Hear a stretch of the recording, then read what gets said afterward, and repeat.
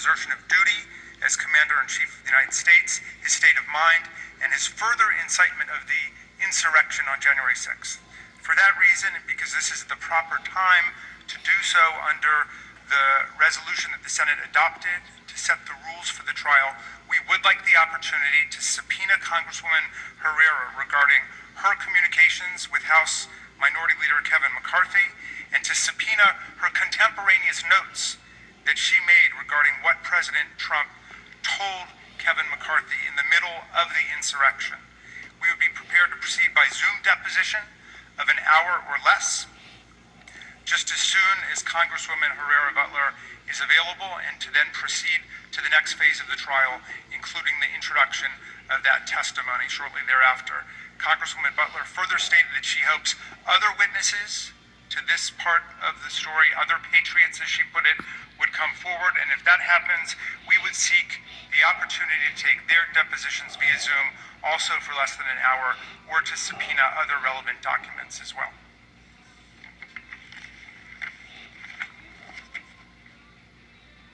Madam President, thank you. Senators, good morning. And good morning to the American people.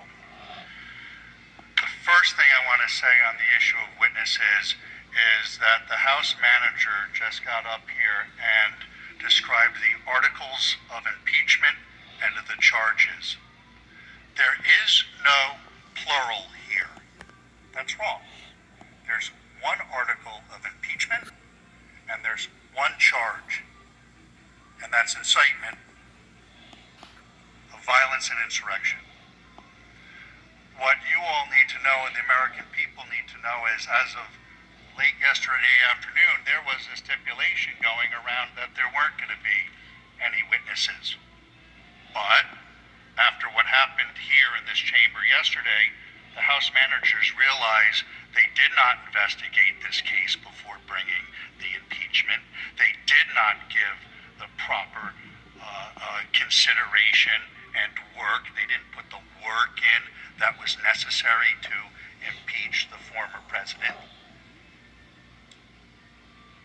But if they want to have witnesses, I'm going to need at least over 100 depositions, not just one. The real issue is incitement.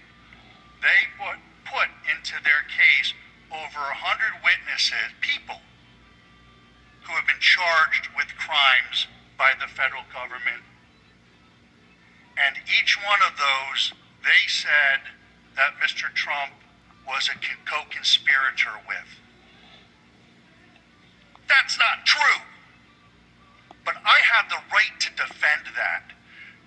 The only thing that I ask, if you vote for witnesses, do not handcuff me by limiting the number of witnesses that I can have. I need to do a thorough investigation that they did not do. I need to do the 911 style investigation that Nancy Pelosi called for. It should have been done already. It's a dereliction of the House manager's duty that they didn't. And now at the last minute, after a stipulation had apparently been worked out, they want to go back on that. I think that's inappropriate and improper. We should close this case out today. We have each prepared our closing arguments. I had 8 days to get ready for this thing. But we each had those 8 days equally together to prepare ourselves. And the House managers need to live with the case that they brought. But if they don't, please, in all fairness and in all due process, do not limit my ability to discover the truth. That would be another sham. And that's the president's position, my position. First of all, this is the proper time that we were assigned to talk about witnesses. This is completely set forth by the Senate. There's nothing remotely unusual about this.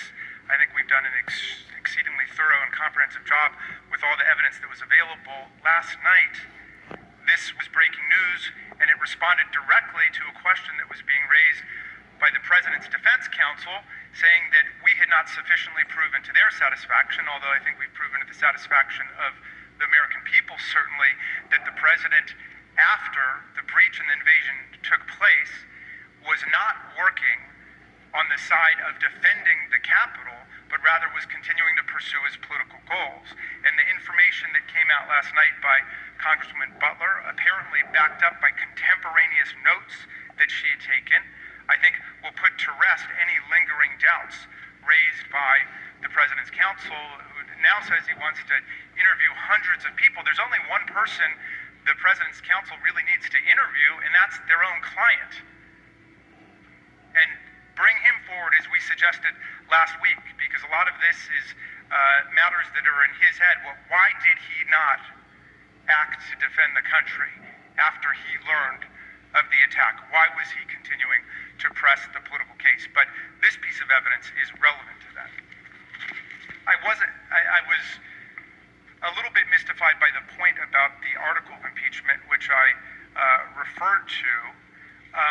The dereliction of duty, the desertion of duty, is built into the incitement charge, obviously. If the President of the United States is out inciting a violent insurrection, he's obviously not doing his job at the same time. Just like if a police officer is mugging you, yeah, he's guilty of theft and armed robbery, whatever it might be, but he's also not doing his job as a police officer, so it's further evidence of his intent and what his conduct is. Counsel? First of all, it's my understanding, it's been reported that Mr. McCarthy disclaims the rumors that have been the basis of this morning's antics, but really the rumors that have been the basis of this entire proceeding. This entire proceeding is based on rumor, report, innuendo. There's nothing to it, and they didn't do their work.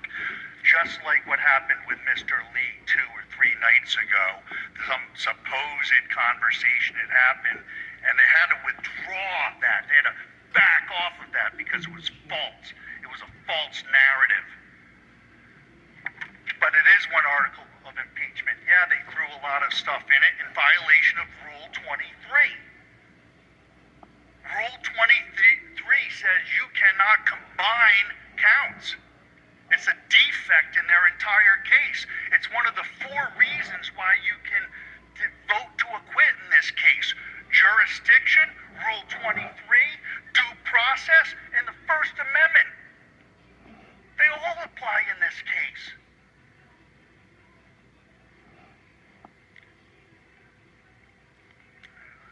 Let me take my own advice and cool the temperature in the room a little bit.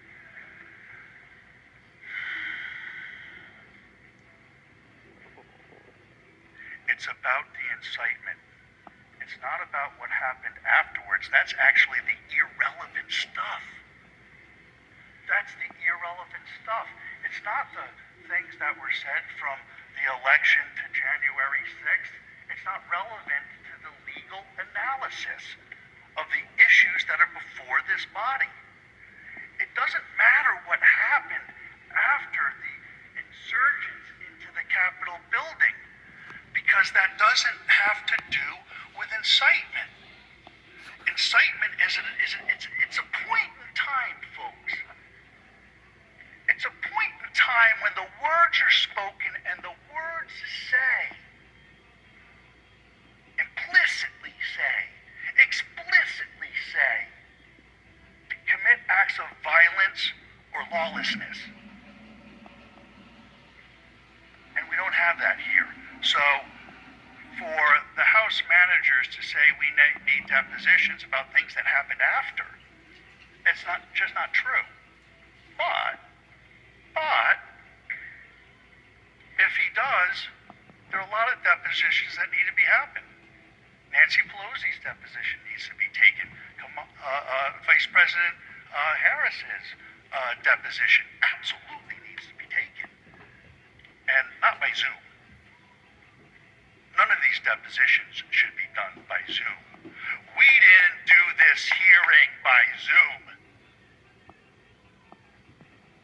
depositions should be done in person, in my office, in Philadelphia. That's where they should be done. I don't know how many civil lawyers are here, but that's the way it works, folks. When you want somebody's deposition, you send a notice of deposition, and they appear at the place where the notice says. That's civil process. I don't know why you're laughing. It is civil process. That is the way lawyers do it. We send notices of deposition. I would remind everybody that we will have order in the chamber during these proceedings. I haven't laughed at any of you. And there's nothing laughable here. He mentioned my client coming in to testify. That is not the way it's done. If he wanted to talk to Donald Trump, he should have put a subpoena down. Like I'm going to slap subpoenas on a good number of people. If witnesses are what is required here for them to try to get their case back in order, which has failed miserably for 4 reasons. There is no jurisdiction here. There has been no due process here. They have completely violated and ignored and stepped on the Constitution of the United States. They have trampled on it like people who have no respect for it. And if this is about nothing else, it has to be about the respect of our country, our Constitution, and all of the people that make it up.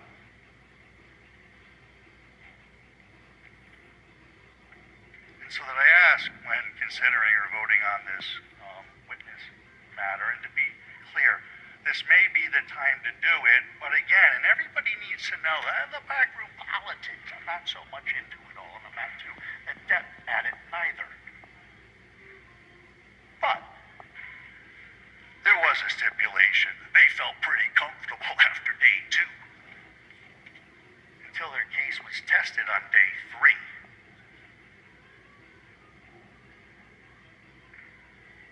Now is the time to end this. Now is the time to hear the closing arguments.